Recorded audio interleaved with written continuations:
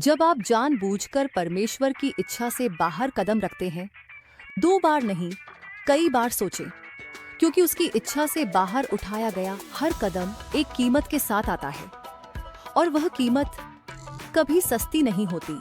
आदम और हव्वा आदम को पृथ्वी पर अधिकार दिया गया था। वह परमेश्वर से आमने सामने बात करता था, लेकिन केवल 2 अध्यायों में उन्होंने सब कुछ खो दिया। उत्पत्ति 3 इस्राएल मिस्र से चमत्कारों के द्वारा निकाले गए, लेकिन जंगल में उनके विद्रोह के कारण 40 वर्षों की भटकन और एक पूरी पीढ़ी खो गई। गिनती 14, 33, 34। शिमशोन परमेश्वर का चुना हुआ ताकतवर योद्धा, लेकिन वासना और अवज्ञा ने उसे अंधा, बंदी और अंततः मृत कर दिया। न्यायियों 16, 19-30। शाऊल इस्राएल का पहला राजा, परमेश्वर द्वारा चुना गया, लेकिन एक अधीरता की गलती और राज्य चला गया।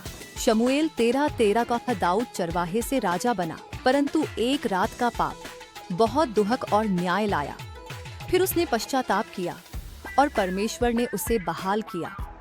शमूएल 11-12। भजन संहिता 51। पत्रस यीशु के साथ चला, चमत्कार देखे, लेकिन 3 बार कहा, मैं उसे नहीं जानता।